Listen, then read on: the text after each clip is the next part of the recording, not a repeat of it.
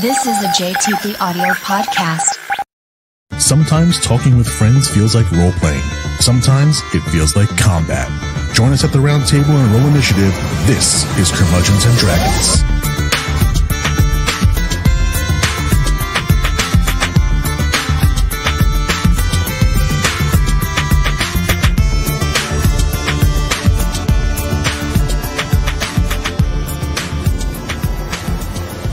All right, hey, and welcome to the first ever episode of Curmudgeons and Dragons. What's going on, guys?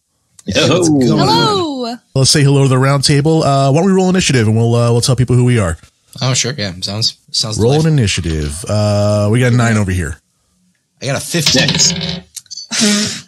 I got the first nat one.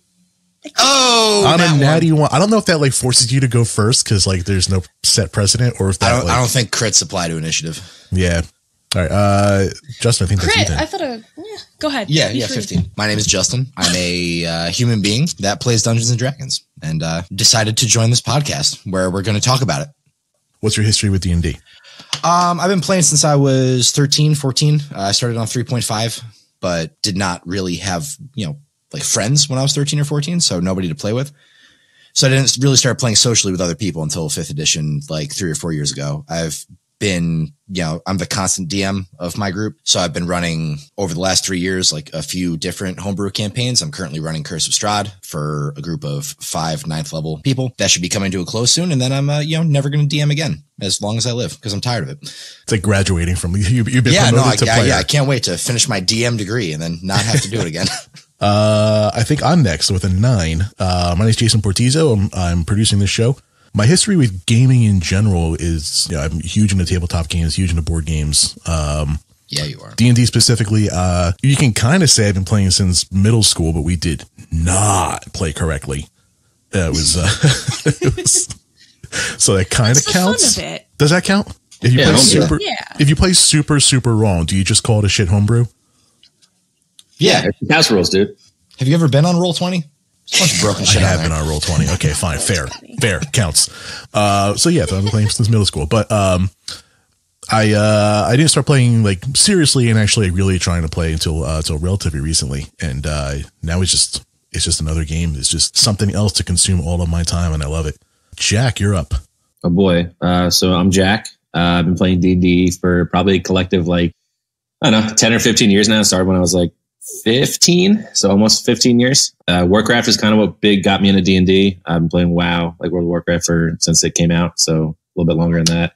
And I thought it'd be kind of cool to actually play as an orc instead of just doing it virtually. And so my first character I ever played was an orc barbarian. And I've been big into tabletop games, and it's pretty much been my life. I've been a nerd since before I could remember.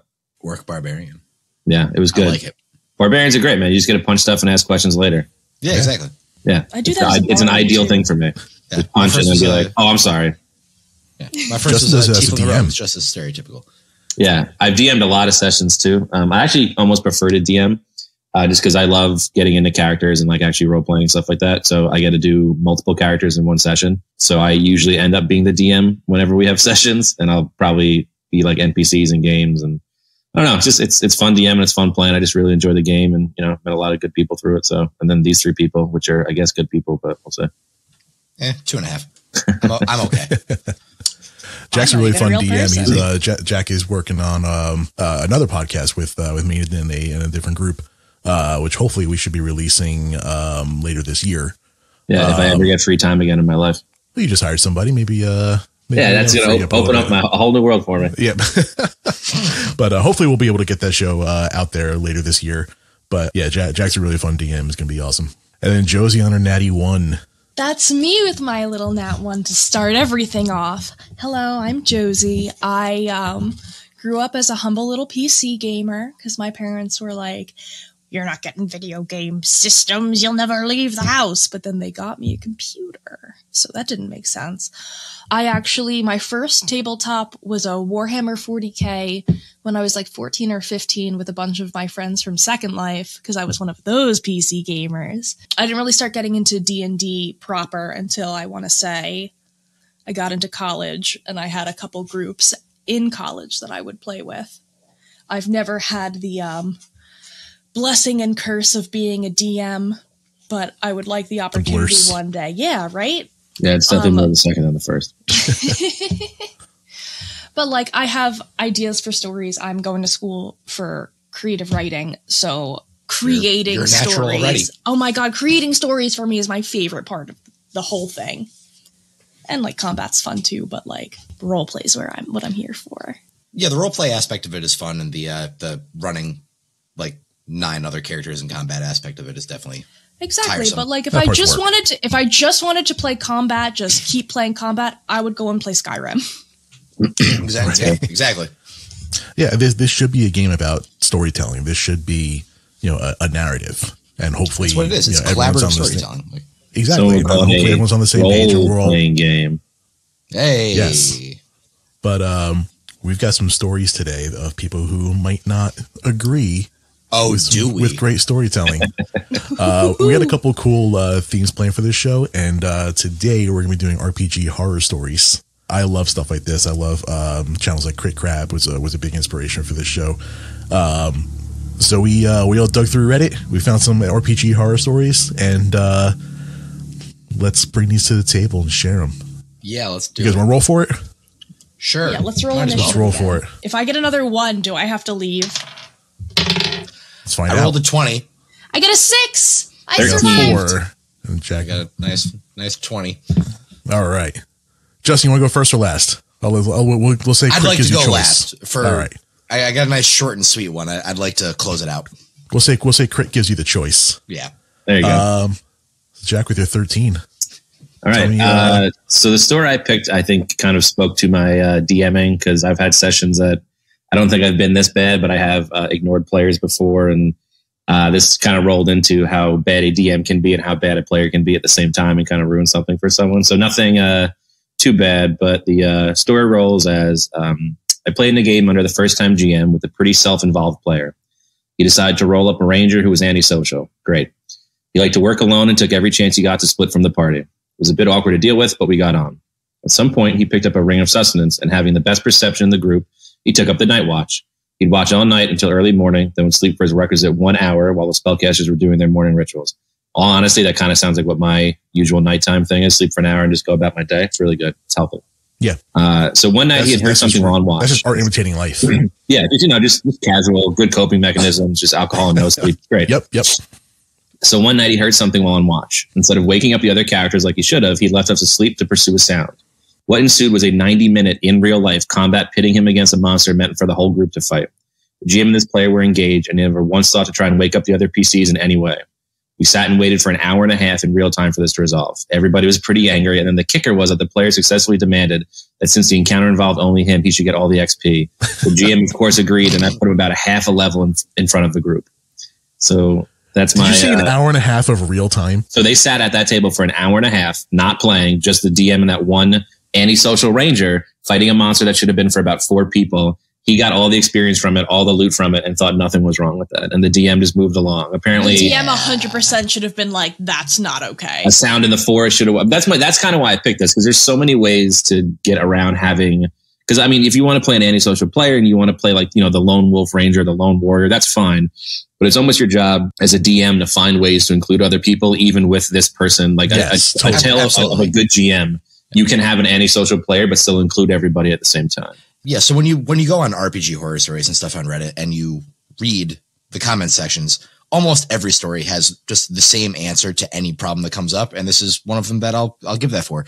It's the fucking DM's fault. Like, yeah, like that player was playing his character. At no point should they have allowed that player to just go for a 90-minute solo not fight. At the end being like, hey, like I fought this all on my own because I refused to wake up the rest of the party. Now, here's the thing. I want That's all the only XP. part of the story that didn't super bother me. Like there was a ton of problems that led to that, but now that we're here, yeah, he's the only one that fought it. Like if you're going by XP, but it should never have gotten. Oh yeah, no, it should not. It should not have gotten that far. But because they already got that far, that's the part that didn't bother me that much.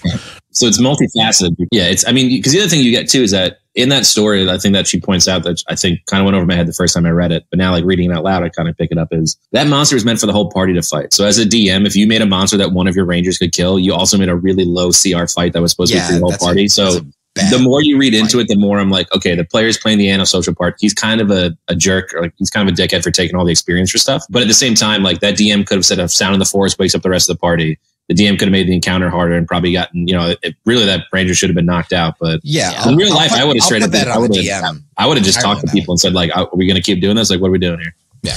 Yeah. How do you sit there for 90 minutes and just ignore the rest of the people sitting there with you? Yeah. Start dicking around. I mean, end of the day, that's the GM's fault for planning not only a bad encounter, but having a bad session. And the story doesn't say anything about like the ranger getting miraculous rolls or anything.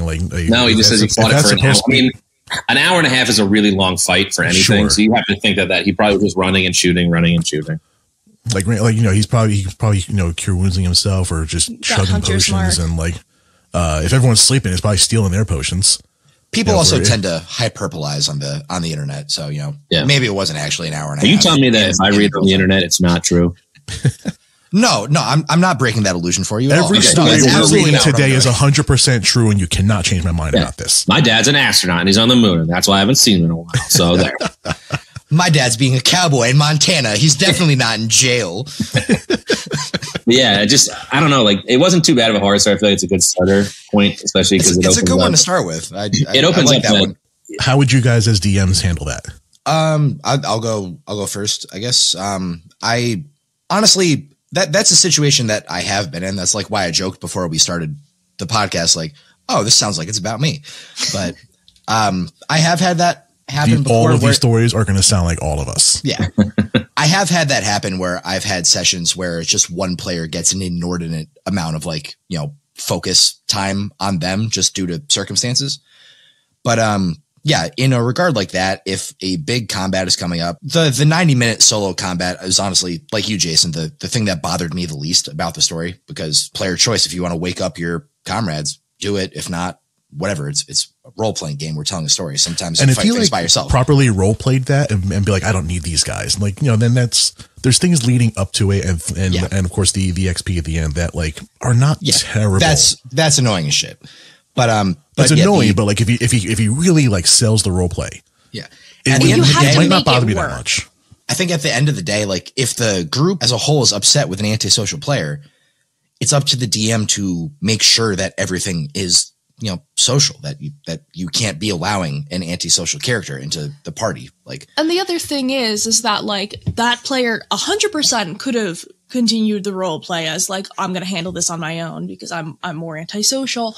But then it's up to the DM to be like, okay, well, I'm not about to have this one player go into combat with something that was meant for the whole party, especially if it's going to take a really long time. So I feel like after like the 10-minute mark or something of just one-on-one combat, be like, hey, like you hear the sounds of fighting in the distance, and that was what I was going to say. It's so simple to do passive perception checks. And eventually when someone rolls, I'm just like, okay, you hear a noise, a couple hundred feet from you in the forest. If you're fighting a monster that should have been for 4 people, it's not a small creature. They're going to hear it. You're going to hear it. It's very simple. That's why I'm putting this one on the DM more so than the player, is because it'd be very easy for him to say like, oh, you hear a noise because there's a giant, hour and a half long fight going on in the woods. You hear something and it wakes you up and you guys rush to see what's going on. Like, I think that it's okay to have antisocial players. Like, I like that people get really into roles and like they wouldn't talk to the party. Yeah. And I think that it's also on the player to understand that if you're going to play that type of person, you need to like commit to it, but also work in where you're not just ruining it for everyone else. Like you're role playing, but making it like have a good time for everyone else. But it definitely is on the DM to say like, okay, I have an antisocial player. He's going off in the woods. He's like, we've been playing with this antisocial player for a while. You learn his tendencies and you kind of figure out ways to say, okay, like I know you're going to go off on your own, but I want to involve the 3 other people playing. So they're not sitting at the table for an hour. Yeah, absolutely. Thumbs up your butt. Like, okay, you hear a noise, you wake up. Yeah, it's on the DM to set the tone for the table. Like, there's ways to make like an edgy loner type of character engaging in roleplay. Yeah, you can still play that character. You can actually absolutely have those character traits, but there's ways to include that and intertwine it with the rest of the party. Maybe you have another party member that's clingy and they annoy the crap out of each other, and that's actually like there's so many like RP points that you can get into there. There's so many things that you can do with an antisocial player with the other players being like, come on, have a drink with us. This, that, and the other thing. Like, there's tussle so his hair a little bit, make that, But I feel like a lot of, not everybody, but a lot of people that end up playing as like the lone character have like Batman syndrome where they want to be like the main character. And these are also usually players that they might be newer to tabletop games. That's not necessarily true, but they might want D&D to feel more like Skyrim. Or really any other video game where the show is really just all about them. That's a really easy problem to fall into as well. Absolutely. I've had many players that have fallen into that thing where they're expecting D&D to be like, video game-esque. Right, and it's nothing but combat, and they turn it to murder hobos. But like single player, they turn it into a single player game instead of a co-op or a multiplayer. It's like no, there's 5 of us. Like, this is not your story. You're not all my companions that I can just make do whatever I want to further the story that I want to tell. Y'all have your own thoughts and opinions as well. I also put a little on the players that were in this session have to speak up and be like, hey, we've been doing this for a while, and like we kind of know each other, so like, hey, maybe we do stuff now. And like, I would totally, if there was a situation like that, like I'm usually not a big fan of breaking the fourth wall in the game, but that's definitely a situation where I'd speak up and be like, hey, like, you got to figure something out. We've been sitting here for an hour not doing anything. Like, why do we come over? Yeah. Like I would, at that point, I'd be like, I'm just going to go make some lunch or some shit. Like, I'm not going to be here. Like they wrote out like the 3-paragraph version of the story, but like, I'm really curious what the rest of the table was doing. They just sat there. They were just on their phones and like watching combat. Like, I mean, they apparently they only had a few sessions together, but they all kind of knew each other. So they just figured, oh, this is like, he's just going to do this and it'll be over soon. And then it wasn't. It's like, oh, Jeff's doing Jeff stuff again. Yeah. I don't know, man. I mean, just speaking from a personal like standpoint, I have like limited time as it is with the brewery. So if I can carve out like a few hours to play with people and an hour and a half of that is me sitting at a table, I get kind of pissed off with that. As you should. And anytime like something massive like that is not including the whole party and like, and Justin, this is the point you brought up earlier where people do get like maybe even entire sessions kind of more devoted to them for roleplay purposes. That's totally fine. Every character really should for storytelling reasons should have some sort of like spotlight or a close up part of the story arc. And that's totally cool. Yeah. So if it's stuff like that and like, one player is like just a little more forward for a whole session, and everyone kind of knows that, okay, my time's coming up and it's just not today for storytelling purposes. That's awesome. Totally fine. In fact, you totally have my permission to do that. I don't mind sitting back for 20 minutes while I listen to, our paladin's backstory for a bit. Plot. Yes, actual plot. Right, if it's something that's like the not meat and 90-minute combat plot, though. I'm cool with it. Yeah, plot, party roles. Like, parties typically have like a talker and then a tank and people that fulfill certain archetypes of like fantasy storytelling. So I have no problem listening to somebody carry on a conversation with an NPC. Agreed. For 90 minute combat, an hour and a half. Come on. That's just it's bad play by the whole group, but I would put that mostly on the DM. I'd go GM surrounding players and then the player itself. Yeah, this is absolutely way more the DM's fault than anything else. And I think 100%. The DM takes like 85-90% of the blame. That's mostly on the DM. I'd put like 7. At the end of the day, the DM's the one that makes the decision to be like, no, you're right. Like this is going to take a really long time. This is cool. Like, they are gods. This is fine.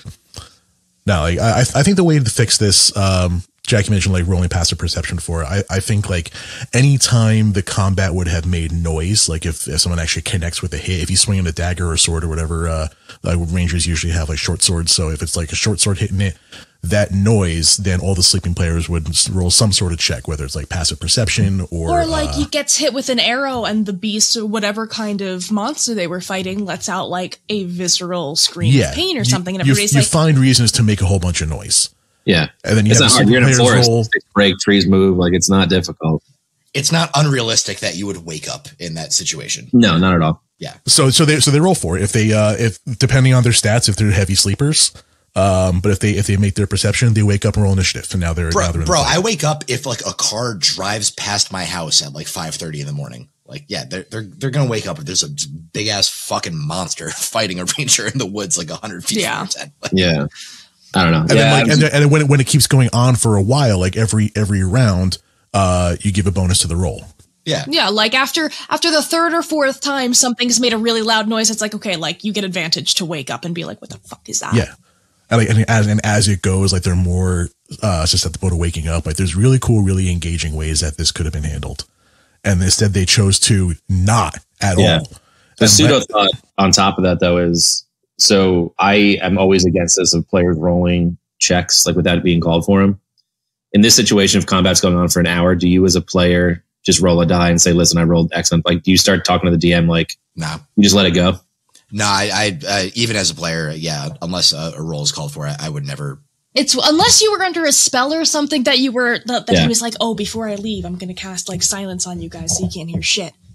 Like, it doesn't make sense. If he took the time to do that, power to him. Yeah, like if it's part of the story, if you make it part of the story, I don't have a problem with it. But if it's just like bad management of the story, that's when I kind of like if he's sneaking out with the intention to go be the edgy loner, and he takes the time to cast silence and pass without trace and things like that. Hey man, that's good roleplay at the end. Yeah, of the day. that's great. I Excellent love roleplay. that. I would probably actually still do the wake up checks, maybe with disadvantage. Yeah. Just so that there's some sort of player interaction and a little bit of realism to this. Like, well, because it sounds like it didn't actually give the other players the opportunity to even. Because I don't know if you can tell, but I would like to think that. So after like 10 minutes, I would be like, am I actually going to be doing something this session, or should I just leave? Like I would like to think that as a player, I would pipe up at some point and just be like, hey, that's a lot of noise. Can I like roll to see if I wake up? Yeah. I would at least ask if I could roll. Like, no, give people the out. I guess I don't know. Yeah, that just sounds like a boring game. Yeah, it sounds like a bad session, just in general. I don't think I would come back after that session. Because like even if like the next session I was the one that was like getting an hour and a half of just me, that's not fun. I don't want to just talk to the DM if there's 3 other people in the room. Yeah, that's a lot of pressure. By the way, imagine an hour and a half and he lost the fight. Oh yeah, imagine all that time. Hey, dude, that's like the Yoko of the Beatles for D&D. The rest of the party would get to go on though. Yeah. I'd be like, well, I guess he's gone. Because like, we all get to do an hour and a half. If it was something, can I please get back to sleep now? Yeah, I figured that was a good story to start off with. Nice light, blame the DM kind of vibe, and then. I love starting things off with bad DMs. That was great. Josie, I think you're next. Am I with a 6? Right? Yeah. Yes. Yeah, I'm sitting on a 4 here. 4. Alrighty. Yeah. So I would not have woken up. My story is called Kobold Pulls an Avengers Endgame Maneuver. So I'm currently running Rime of the Frost Maiden, and I have a party of about 7 at level 6. I have a magic item vendor that I place in all my games to give the players access to magic items they are wanting and whatnot. The vendor is a devil of an unknown origin to them and often accepts deals as trade for magical items. These deals range from personal favors for him to selling your soul. No one has ever picked this option. One of my players, who is playing a Goliath Rune Knight fighter, recently lost her arm to a T-Rex. The devil could offer a magic prosthetic in return for a favor. She accepted. About 4 sessions go by when the devil decides to cash in on the favor. The party was to travel up to Avernus to slay a rival devil for him. He owed the devil a deal and did not want to pay up. The party accepted and went to the portal to Hell. Once they arrived, they found themselves on the shores of the Styx and could see the blood war raging on miles away. They were currently in front of some time-forgotten ruins where the devil they were hunting had set up base. Once inside, they found 2 horned devils, each guarding a door. After some short conversations, the guard let them pass, knowing they wouldn't come back alive. Each door led to the same place, but had a spell on each door, where one had sounds of laughter and joyous sounds, while the other had sounds of pain and misery. After going through the happy door, they realized they led to the same place, and surmised it was just a dumb devil game the 2 horned devils played. Then they entered the throne room, with a massive pit fiend sitting atop the throne, with multiple tortured souls surrounding him. The fight ensued, and nearly half the party was very injured or close to death after about 6 rounds, when our beloved kobold hatched a plan. The player turns to me and gives an evil grin and asks, "Would you allow me to jump in his asshole?" I say, "Why not? You're a kobold and the devil is literally 5 times the size of you." I have him roll athletics. Oh my god. Nat 20. So the kobold climbs up the pit fiend's ass and begins to shred his sphincter with daggers. The fiend is already close to death, and our Goliath fighter got the killing blow. Her devil-made prosthetic essentially gave her an eldritch blast on her fist. It dealt a D10 damage and pushed the creature hit by it 10 feet away. After gut-punching the fiend to finish it off, the force of the punch rocketed the kobold out of the fiend's ass and into another party member. The TLDR says, Kobold pulls a Thanos Ant-Man situation in the weirdest D&D session I've ever run. I love this so much. I didn't realize this was going to go in the Ant-Man and Thanos' ass direction. I told you it would involve assholes. I told you, I warned you. I thought you meant the DM. As Paul Rudd said, a missed opportunity. Yes, It really absolutely. was. But you know what? That kobold saw that opportunity and he fucking took it. I think, assholes aside, the coolest part of that story is a player lost their arm to a T-Rex. I was waiting for that's- someone to Focus on- interrupt me and be like, hold on, wait a second. Like, what the fuck's that about? But you Because my answer would hold be the like, I don't goddamn know. door here. Are there stat blocks for T-Rexes? Wait, okay. Maybe- Time out. We're going to focus on the T-Rex, not the kobold up the butt. I mean, the T-Rex is like nothing compared to that. Let's just take a step by step here. I'm just going in The kobold order comes here, later. okay? The kobold didn't start this story. The kobold was just there for it. Yeah. I love campy campaigns. I think stuff like that is really what makes it really fun to play. Like just stupid shit like that. I had played a campaign kind of recently where me and another half orc were attacking this thing, and we're like, yo, you guys want to see some wild shit? Because I played a 6-year-old half orc barbarian, and I was like, I climbed down the thing's throat, and we just like climbed inside of this. 6 years old? Yeah. Okay. So half orcs reach maturity at 14. I don't know. Yeah, so that's why I'm like 6. Okay. Yeah, and I was like that's like a nice little like. It's a little child.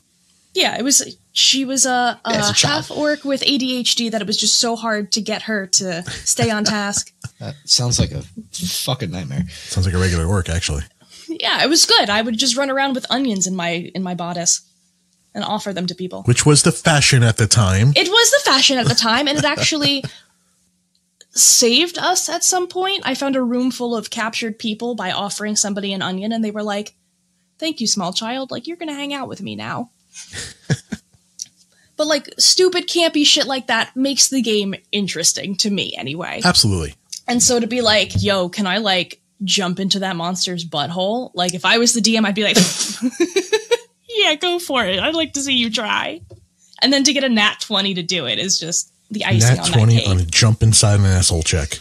That's like the least weird part of the story, I feel like. But, like, as well. We're Like, talking about the the T-Rex- magical item stuff The as well. T-Rex ate the Yeah. Goliath's arm, and so she I mean, got yeah, a new sometimes you lose superpowered limbs arm. in D&D. It's Well, there's a that table was the for that magic somewhere. item. If you're going that to lose she an got. arm, it might as well be to a T-Rex. Yeah, right? And like honestly, I What don't else are you have losing a to, problem gangrene? with like the magic vendor being like, "Oh my god, I have this enchanted prosthetic for you, but in exchange for that, you're going to have to probably Hey man, kill that's this good demon DMing. eventually." Like, here's an arm, And so you're not there a is a whole like handicapped section player.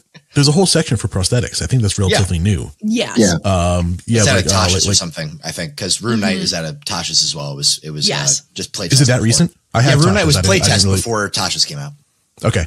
I didn't read Tasha's cover to cover. I kind of just went straight to the section I needed. I haven't read it cover to cover, but I got it. It's a nice class. I kind of skipped straight to the Plague Doctor section and it's like, okay, yeah, I got everything I need. $30 well spent. So I guess God my bless question the Plague Doctor. is, I kind of lost track of the story a little bit. So the monster they were fighting was like huge, right? Like, It was a huge monster. so they It was jumped into already- the monster's asshole. It was already mostly dead, so like they'd been fighting this monster for Okay. a while. And what And was then it the again? Did they kobold- say what the monster was? Let me take a look. Yes, it was a pit fiend. That doesn't sound that huge to me, so I find that a little suspect that a Rune Knight of probably no. medium size would be able to jump into a pit fiend's ass. No, the a kobold kobold. jumped into it. Oh, kobold. So, A kobold. The Goliath kobold. punched I it. thought you'd been saying cobalt the entire time. Oh, I was kobold. very I'm sorry. confused by that. No, I got that weird, Kobold. Okay. I got that kind of like New York thing going on. Sus. I got Pit Fiend stats pulled up here. That's what I'm looking at too. You It's got a huge 19, monster, HP right? 300. Yeah, it's large. So yeah, I could see a kobold Oh, there it is. It's the first thing under his name. Yeah, large fiend. Yeah. climbing on in there. Oh, it's only large. Then yeah, I find the crawling up the asshole a little suspect in that degree. If it's small to large, but Yeah, but they rolled a 20. Doesn't that mean they get to do yeah, whatever so yeah, impossible they get to things do they want? whatever they want. Yeah, because that's they rolled honestly. a nat 20. There's always one downside of D&D in my eyes is you can say the stupidest thing that you want to do, but if you 20 it, you 20 it. There's unless I 20 something back, like you just do it. Yeah, that's an aspect of that's game to game. Like I know a lot of people do like outlandish crit fails and shit too. I don't really Crit fails, I don't really mess fails in around my with. games. It's I am just like, hey, you Crit failed. fails should be fun. I'm absolutely pro fumble chart. Outside of combat, I use it. In combat, I won't penalize crit fails, but Oh, Yeah. I won't. Like, it depends. Like, if you're a ranger or something, and you go to shoot a monster or whatever, and you crit fail, and like your party member is standing next to the monster, like they might have to roll to dodge it. Occasionally, yeah. I'll do that if you get more than one crit fail, like per combat. But yeah, I try not to, just torture my fucking players if they keep crit failing outside. I feel combat. like if I have a 1 in 20 chance of just cutting something in half, I should probably also have a 1 in 20 chance of dropping my weapon on my toe and taking a damage. Yeah, and that's like the extent that it should. Yeah, it's not going to be like, like the spell backfires, you take 5d8 damage. Yeah. So I'm going to be very honest. I think my biggest gripe is just from a strictly medical background. That kobold would not have enough room in there to take out his sword and start cutting stuff up. Yeah, unless he jumped with the daggers first. Yeah, but even jumping with the daggers. So from like an anatomical perspective, I don't know much about pit fiends. Do they also have the internal sphincter or just the external one? Because if they have the two of them, I got the stat block pulled up here. Hang on a second. I don't think it's going to tell you about their sphincters. It looks like they probably have. I mean, they have a tail, so they probably have one sphincter. Tail, no sphincter stats. What a shame. They should really Christ, incorporate this is that. CR20 monster. This is a moment for me where D20 or no D20. It's one of those things where I'm like, physically, you cannot do this. Yeah, that's for me. This goes back into what we were saying before about this being a more comedic campaign. Is the rest of the campaign lighthearted and cartoony enough to where this doesn't stand out as being a completely off the wall moment? If the rest of it is like dark and brooding and serious and a little more Gotham and a little less Metropolis, that can seem super out of place and like kind of take you out of the immersion and all kinds of other bad stuff. But if this is like, this campaign doesn't seem very like funny though. She's talking about like blood wars and gates to hell and magical. It's Rime of the Frost Maiden, which is not an inherently funny campaign. No, but I don't think there's many campaigns that are inherently funny. It's just what you do with them. Yeah, I mean, I'm running Strahd now, and it's outlandish as shit. Like the shit that they're getting up to now. Like I'm cool with the magical items I can get around, the T-Rex you can homebrew, but it's just something about like getting in there and cutting stuff up, and that's how you do it, and then you get punched out. Like I know a 20 is a 20, but this is just from a DM standpoint. Like it doesn't sound like a horror story though. I think it was just like I can't believe my players fucking did this. I think you're missing the huge clue here is that they're already at the point where they're homebrewing T-Rexes. Yeah, but you can. So that already puts us into some sort of cartoony category. We're not a 0 on the cartoon scale. So if you're already out T-Rex, climbing up a butt is not super out of the question, I guess, yeah. I mean, I know T-Rexes are in one of the expansions for like monsters. Oh no, it's in there. It's actually this is not a homebrew. This is it's a huge beast unaligned. Yeah. So they didn't even homebrew a T-Rex. All they did was homebrew a kobold up a demon's butt. There are worse things. All right, that's fine. Whatever. Yeah, crawl up the demon's butt. I picked this story because I thought it was. Yes, you're right. I know. I picked this one because I thought it was fun. Oh, it's definitely fun. I appreciate a little humor in the campaign. Hey man, at the end of the day, there's nothing wrong with butt play. So no. Even pit fiends can have a little butt play. Pit fiends are people. If they like the disclosure, pit fiends are also not people. Don't kink shame your pit fiends, people. Yeah, guys, it's 2021. Let a pit fiend do what it wants to do. It's perfectly natural. Whatever a consenting pit fiend. Although it didn't sound like this wasn't. So then there's where we need to get into the conversation. There, that's the kobold also didn't consent to get the role playing section. So the pit fiend like shot him a cursory glance, like, "Hey, what are you doing back there?" Be like, "Hey, how's it going?" So they had been fighting this for about 6 rounds, and half the party was very injured or close to dead. So this kobold did this end game maneuver to like save the party, and like I can kind of see combat, maneuver is a great word for that, by the way. Yes, it is a maneuver of some sort. Yes, there's certainly not a lot of maneuvering around in there. That's for certain. I think this is a dangerous territory for us to be talking about in our first episode. I'm sorry, I brought butt stuff in too early. Little surprise butt play. Yeah, it's the downfall of every one of my relationships. If you're a literal actual fiend, maybe it's not so bad. I mean, yeah, it is a fiend. Yeah. I feel like if he's got to deserve it on some level. And plus, it had almost just killed the Or rest of the am I party. victim blaming at this What point? was the pit fiend wearing? Is what I want to know. I don't think they wear anything. That's Okay, just now how we're they in live their dangerous lives. Yes, that's You what I'm getting at. That's just how they live their lives. Leave them alone. Josie, excellent pick for the story. I was fucking That's great. a great fucking story. That was good. I'm almost embarrassed to bring mine to the table now because there's no butt play in this. I mean, yeah, that's why I went first, dude. I didn't have to back anyone up. I just went first. And, that's great. There can't always be butt play. You got to switch it up a little bit. All right, my story is more just an example of just bad playing. There is a really bad DM in this story. So this is the story of the cleric who refused to heal. Story goes, this one happened a few years back now, but I sometimes still shake my head in wonder at the experience. I joined a new group at a localish FLGS. The new DM, a few new players, a couple of experienced ones. I discussed rolling a Goliath cleric, had an idea for a backstory, etc. Another player pipes up that he really wants to play the cleric, and he has, in his words, an amazing backstory ready to go. Character set, ready, and everything. I'm not too fussed up and end up rolling a bard. Another player wanted to roll druid, but Mr. Cleric objected on the basis that the druid's healing abilities would infringe. I think you would say infringe. What the hell's infringe? I'm just going to read that again. Another player wants. I was going to say, not everybody on Reddit has English as their first language. Bro, this is Reddit. Another player wanted to roll druid, but Mr. Cleric objected on the basis that the druid's healing abilities would infringe on his role as a cleric.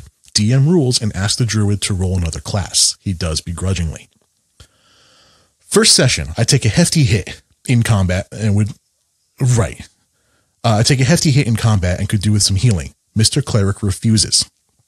Goes on a 15-minute sermon about his god Kalemvor and that any healing magic prevents souls from being delivered to the afterlife. Therefore, this cleric refuses to use healing magic. The cleric, who stopped another player from rolling druid because a druid can heal, I'm thankfully able to pick apart his weak logic and convince him that I'm not in danger of death, so healing me now wouldn't prevent my journey to Kalemvor when the time is right, and that by healing me, we can work together to deliver more souls to his god. Mr. Cleric agrees and heals me. Now, every time another character needed another healing, we would have to beg. If a character went unconscious, it was tough. It was up to the rest of us to save that party member. Mr. Cleric, of course, was more than happy to heal himself, quote, as Kalemvor would want me to remain on the mortal plane to conduct his works. We raise it with the DM, and he doesn't want to interfere with Mr. Cleric's well-thought-out roleplay. I end up dying and roll a druid, promising not to take healing magic. I stay true to that promise for a session or two until a near-death experience awakes a newfound respect for life in my character, and I rewrite my spell list to include healing. This pisses the cleric off massively. Our characters argue over healing people. Good, yeah, I'm fucking glad. Yeah, good. Our characters argue over healing people, and we eventually agree that I would only heal those who are not beyond help. Mr. Cleric also states that he would always refuse my healing. Not a problem. Mr. Cleric ends up going down, and we all watch as he fails death save after death save. By this point, he's out of character, demanding healing. I refuse, reminding him that he made me swear never to heal him. The cleric dies. This breaks the player. He jumps up from the chair, shouting that we've all sabotaged his character, ruined his roleplay. He storms out of the shop, shoving a display stand over, resulting in him being banned from the store. I didn't last much longer with the group after that, mainly due to the DM, but that's a story for another day. There's so many places this went wrong. Something that could have avoided that entire thing. You never, as a DM, tell your players they can't do something because another player doesn't want them to. Yeah, the whole absolutely. is an open number world. One could have prevented this whole thing. Yeah, like that's insane to me. That's another thing with the DM. Bad DM, bad player. Like, yeah, but it's I put it way more in the DM because the player is playing the character he laid out. Which another thing too is the DM should have probably vetted okay, what's your backstory? Yeah, tell me about this character that is a cleric. But it also sounds like it was at a game shop, so it was kind of like a last minute. Hey, game shop games as well. Right. Tend to be hit or miss. I feel like. Yeah, it says it's a new group at a local-ish game shop. It's a new DM. That can be a couple real of new players and a couple hit of or miss. Dude, if I was a player and I ever saw a DM say, "Hey, you can't do this because this guy doesn't want you to do it," and I didn't know anybody, I'd be like, "Oh, cool, I'm going to go to another session then. You guys have fun." Yeah, I don't want anything to do with that. Hey, man, I have a character that I play that is a devout worshiper of Kalemvor. I don't understand where this fucking cleric is coming from. With refusing to heal because it cheats Kelemvor out of your soul or something in the afterlife. In the Reddit, I don't have the Reddit comments pulled up here, but one of the top things on the Reddit comments was saying that the cleric guy clearly just read that Kelemvor was a god and then just stopped reading. Yeah. Kelemvor is a were-jaguar, lawful neutral god of death. Like, yeah, he doesn't give a shit when they die. They're coming to him at some point. There's a lot to unpack there, but really just the basic thing about Kelemvor is that he hates necromancers, but he's not opposed to healing magic. So honestly, I'll put most of that on the player. That's bad roleplay. It's absolutely bad roleplay. Yeah. And then to use that to especially to tell somebody else that they can't roll up a healer character if he's going to withhold healing from people. Bullshit. Like, you should have said that. Like I had played a campaign with a tiefling cleric who was our healer, who would, like, she didn't want to heal people. She didn't like being touched. She didn't want to touch other people. And, like, if you put your hands on her, she would hellish rebuke you. But, like, she would heal people and be like, if I save you from dying, you owe me a life debt. Which is a really fun way to fucking play. Yeah, some wookie stuff. That sounds like fun. Yeah, I played I think my big thing that you can take away from a lot of horror stories is players have to have a lot more player pride. Like, if you don't want to have, like, playing a session, just don't. Like, people aren't going to judge you for it. And if they do, like, fuck them. But I played a bard, and we started at level 1 in a military academy. I was excited to play a bard. It was, like, my first time playing. And with a group of people I didn't know. So we started playing, and we're, like, competing for the top bunk. Like, it was just like, oh, we just all met each other. Who sleeps on the top bunk? I wanted the top bunk. So as a bard, I had weighted and marked cards, so you can kind of, like, cheat with them in my repertoire. And the DM knew 2 of the other players, didn't know me and didn't know the other guy. And I was playing against someone he knew.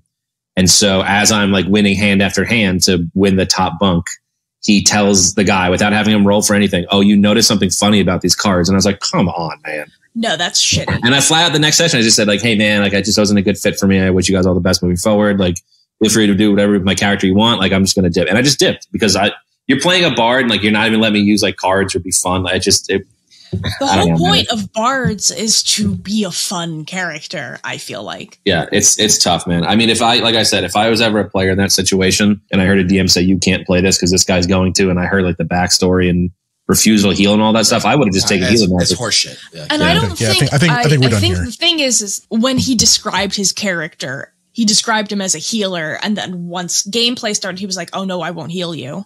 Yeah, that's just somebody you shouldn't play Dungeons and Dragons with. I think by the fact that he stormed out of the store by turning display stands over, I mean, like, we've all hung out at game stores on local levels and stuff, and, like, no matter how much time you spent in a game store, you've run into this guy. Yeah, 100%.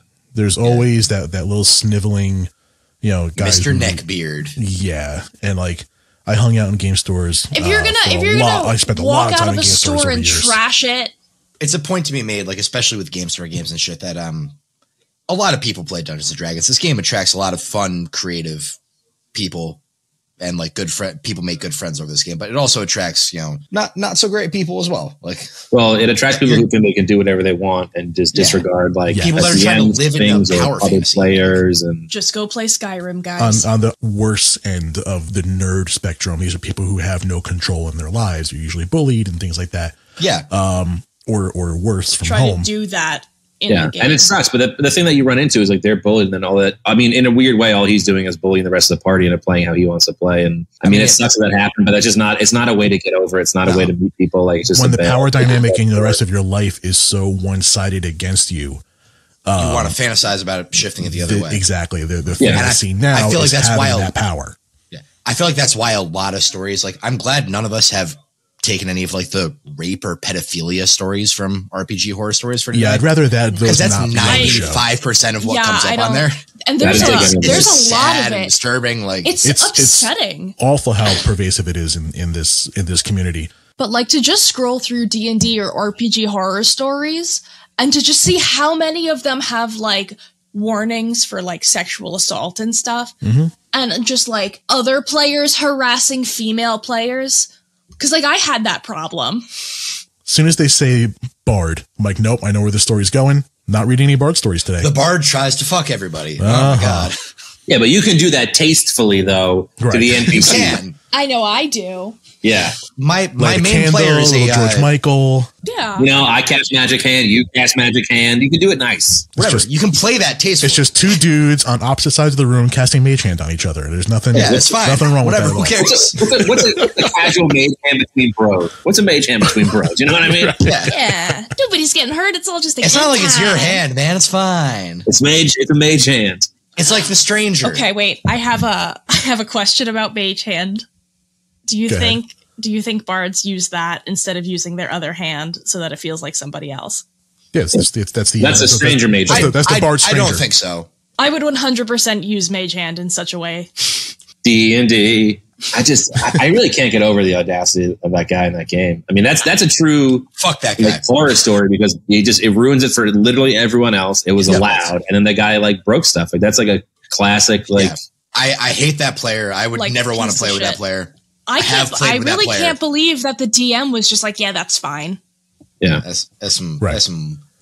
that's some bullshit. So wait, because all of you guys have been DMs before. How would you have handled that? Just been like flat out, no, you can't. At the beginning of the story when the one dude wanted to be a druid, I would have been like, yeah, that's fine. Play whatever you want. Yeah, because if everyone else is cool, then one It's guy a will. game. You can play whatever class you want. Yeah. I've not DM'd before, but had I DM'd this session and one guy goes, hey, I want to be a cleric. What was he saying? That was a Goliath cleric? I think that could have been awesome. Yeah, that would have been fun. And the other guy goes, no, I'm going to be the cleric. And I think Immediately as a DM, I would have said to the little sniffly player, be like, cool. So you guys are at odds with each other. That's going to be for some great role play. Honestly, we got that's two what clerics, I love. whatever. I Now love leave two me alone. clerics in a party, especially if they've got different deities that they work with. Yes, Oh, dude, yeah, you can be a battle paladin so easily. Like it's not hard to be a battle cleric. My big thing is that I would say 85% of the games that I've been involved in, I've DM'd. So I've DM'd way more than I've played.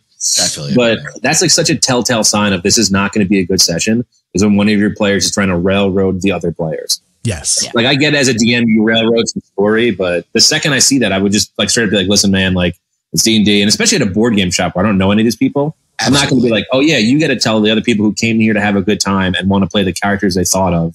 Because you can even tell the guy rolled the druid as his other character. Like he played that anyway. already He had obviously it. wanted to play it. Yeah, no, absolutely. That is just something that myself as a dungeon master would just not allow to happen at my table. Just like, nope, fuck you. You don't get to decide what somebody else is going to play. I get to decide, and I say everybody can do whatever they want. Yeah, Right. 100%. Now, also, depending on how regular these guys were at this shop, the DM might have known that the bad cleric has a propensity for violence and flipping tables and stuff, and maybe just wanted to dodge the bullet. Potentially. Maybe just don't walk into a game store and choose violence. Yeah. I almost think, to your point, Jason, if you're going to be a DM, you almost have to have the wherewithal to say, if you know that person's like that, it's almost your job in that situation that other players who came there for the first time or second time to play don't get screwed over because he was having a bad time. Right. Yeah. So, but there is a very, I'm not going to say a fine line, a really really thick line of being like, hey, let's all just appease him so he doesn't freak out, and letting the cleric player know that okay, it's time to be an adult. Yeah, you're gonna have to interact with other people at some point in your life. See, that's what I always felt bad because I feel like I've been playing this game for a long time, and thankfully I was I wasn't large like I am now, but I was a tall dude in high school, so I didn't get bullied too much, but.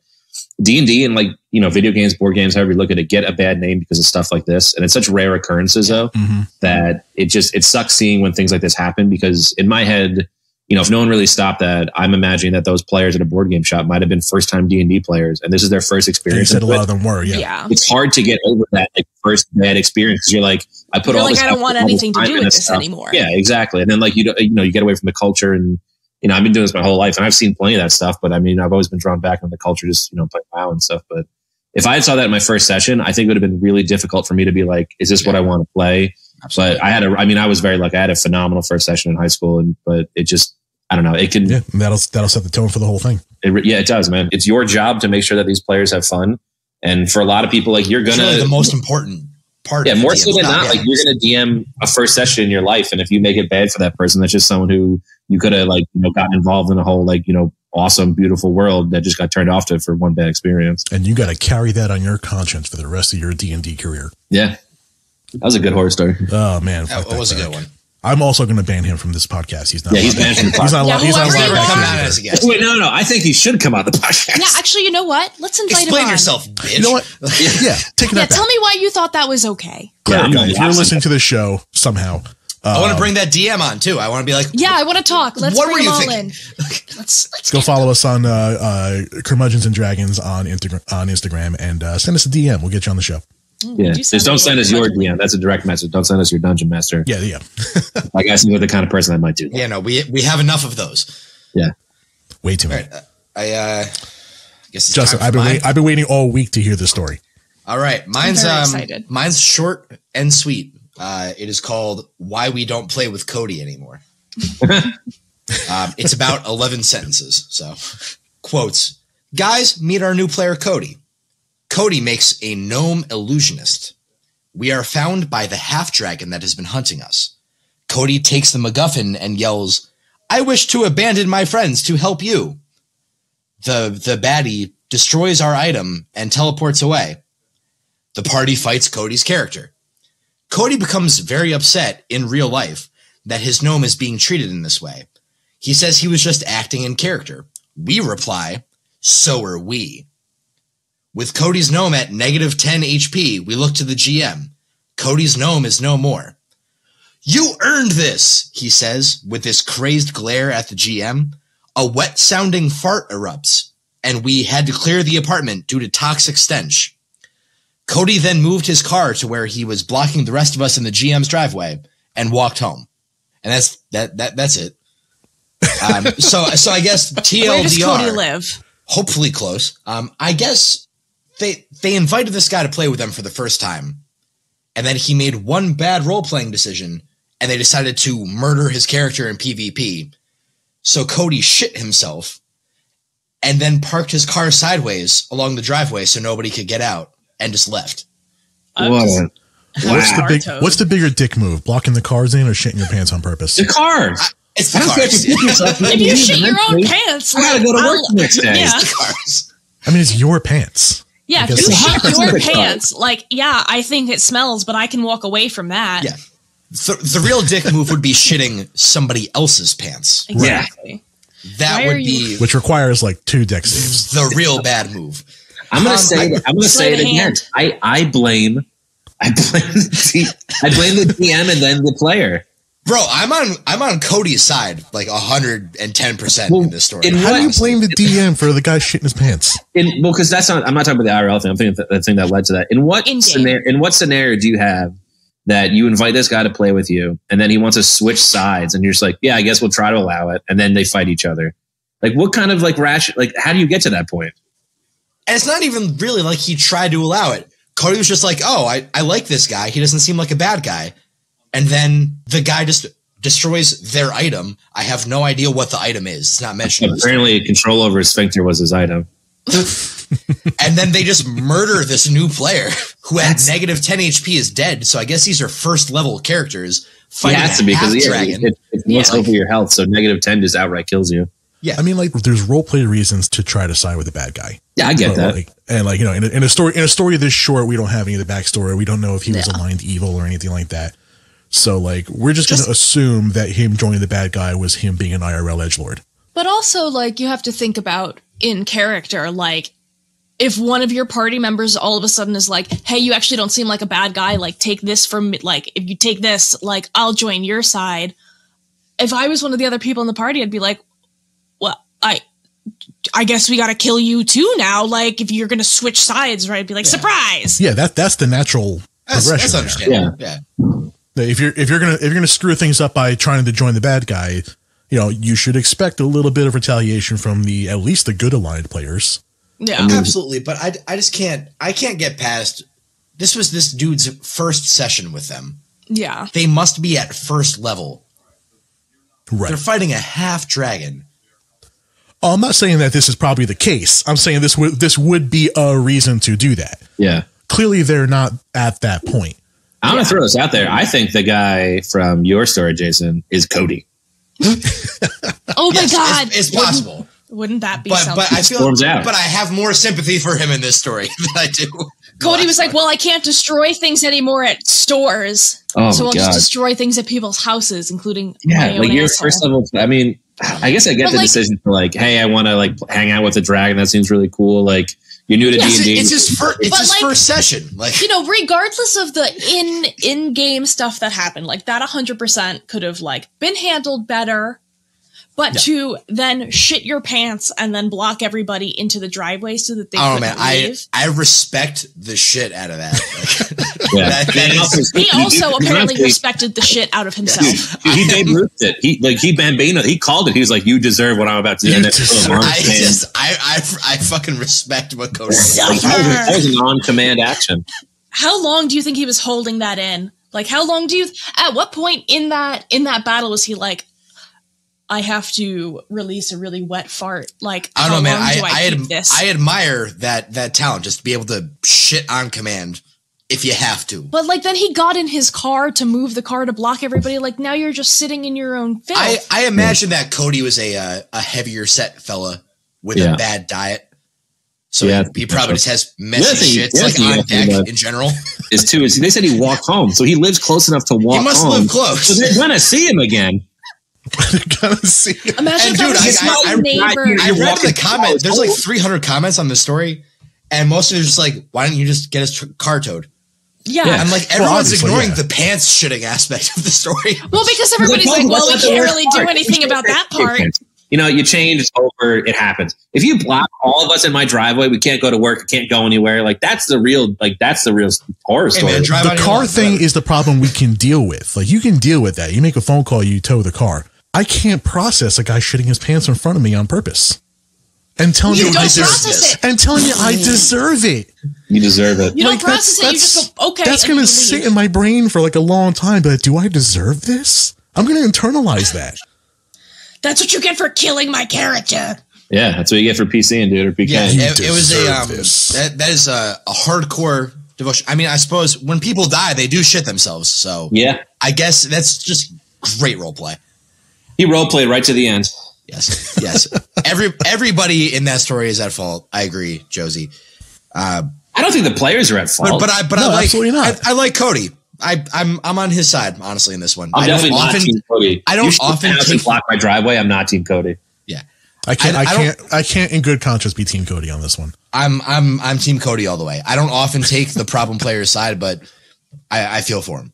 I'm like, and his just devotion to revenge. I'm like, good. Fuck yeah, go Cody. I just have Are one you Cody? question for you. I am not Cody. No, I've never. What if it was purposely shit my your pants. house that he shit in? Because like I'm assuming he was I'd be sitting in mad. like somebody's chair. Honestly, if If it was his house, if I was running wouldn't a have game problem and one of with my it. players purposefully shit themselves, because And they got said you killed. deserve this. I don't even think I'd be mad. I'd be flabbergasted. I'd be So fuming. next I just team's feel at like- Justin's house. Got Oh, it. I would defenestrate them in a moment. Yeah. Which That's for people That's- that that didn't means take throw Latin, them that out means of a throw window, them out of right? Yes. Yes, that's we what all that took means. SATs. Yeah, I live on the there third too. floor, so I wouldn't defenestrate them because they'd die. Well, if I deserve the shit stain on my chair, maybe they deserve a few broken bones. Yeah, I think if somebody just shit their pants and then left my apartment and moved their car so that I can't get my car out of my driveway, I'd be furious. I don't really know how to react. I would think walk I'd to just be Cody's shocked. house. Oh, I would have. You wouldn't. I know you wouldn't be cleaning that chair, saying, "You know what? I'm Team No, Cody." I No, I you like would. to imagine that Cody stood up when he yelled. No, "You he deserve this," didn't. Like No. proudly stood. You deserve this. And then just No, I think he stared just- them in the eyes as he. I think he shit just in did his the pants. lean. You know the lean to let it out. Yes. I think he just did that Oh, 100% he and then leaned. dropped a depth. charge. 100% he did the shit lean. But that's how I like to picture it. He just stands proudly. You deserve this. You and just deserve this. Fills his underwear with diarrhea. And you know like he watched Joker the night before and tried to have that moment. You get what you fucking You deserve. get what At you least fucking he didn't- deserve. What do you get when you take a mentally ill loner and combine it with a society? doesn't give a shit about him. With poor fiber treats in him their like diet. garbage. Yeah. That would have been such a Cody, better, you're also invited on the show. Such a better climax of Joker, honestly. If instead of shooting him, he just shit his pants and then walked off stage. Cody, I have just several, want Cody, I have progression. several questions for you. If you want to be on the show, shoot us a DM. Cody, yes, please call us if you know that the story is about you. Shoot us a I want DM, to not a talk to you. BM. Hey-yo. Hey, Proud of yeah, myself. don't need any more BMs from you, Cody. I mean, the progression is really what I'm a fan of. I went from like, oh, you got to sit around for an hour and a half to like, oh, weird role playing decisions to, oh, a guy storming off to like, it really went from like, okay scenario to worst case scenario. We just wanted to cover all the bases. Yeah, let's TLDR this podcast real quick. We have bad DM, Room Broken Knight physics. expanding in Pit Fiend's asshole, bad player, pants shitting. Bad Guy die. who shits himself. Bad role There's play, no bad way player. he did that without making eye contact. There's no way. That's what I'd like to imagine. Wait, do you 0% think chance he that he inspired breaks with eye eye contact contact, that whole but then time. at the force of trying to let the fart out, he went, It's like his eyes like close or cross. like, Or, I just like his Do you face think all he, scrunched do you think up. he and like just- quite? Do you think he like didn't quite have one in the chamber ready, and he was like grunting? It's like, you deserve this. He definitely, yeah. Hold on. Yeah. In 2 minutes, wanna after a talk little to bit more Cody. I mean, digestion, if we you're want to gonna be pissed. petty, let's be fucking petty. Like go Cody's all the way. Cody's the prince of petty. Yes, I want to talk to Cody. I want to hear about. Yes. I want to Cody know. through his Cody mind and when Bad he did Cleric, this. you're absolutely welcome on the show. Go ahead and send us a DM. It's Instagram at Curmudgeons and Dragons. Oh man, I think we're out of time. Let's Oh no, wrap this thing up. we've been. Hey, man, hey, I think that this was was fun. great. This is a lot of first fun. episode. This is a lot of fun. This is way more fun than I thought it was going to be, and I thought it was going to be fun. Yeah, That it's was a pretty good. delight. I'm awkward as fuck, and I'm very much enjoying this. So Follow surprised by us that. on Instagram at Curmudgeons and Dragons. If you don't know how to spell it, take the SATs, and they'll teach you how to spell it. Hey, Or Google it. You can Google it too. You can Google it Yeah, too. Google is your will fix friend. it for you. But at Curmudgeons and Dragons on Instagram. I don't think we're going to mess around with much other social media. If there's a place you really want to see us, shoot us a DM on there, or this is going to be on YouTube as well. You can leave a comment on there. We'll take a look at that. Otherwise, you can send us your horror stories or suggestions, or really just tell us what you think. You can send it over to curmudgeonsanddragonspod at gmail.com. We got a couple cool ideas for the show. Next week, I think we're going to build a character together. That's going to be a lot of fun. And if you have other things that we could talk about, other things we can do, absolutely open to your suggestions. So, but until next time, Josie, Justin, Jack, guys, thanks for joining me. My name is Jason. Thank you for having us. yes, for having us here. We'll see you next time.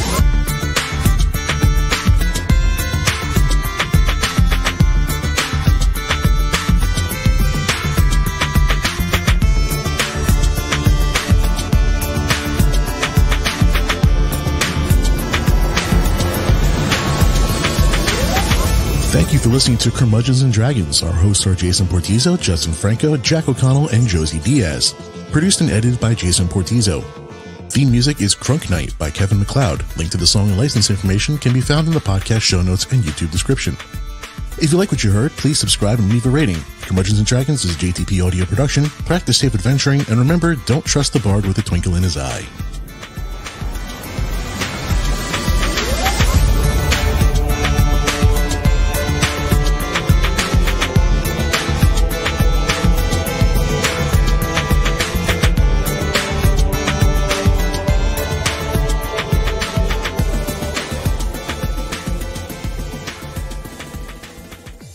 This has been a JTP Audio podcast.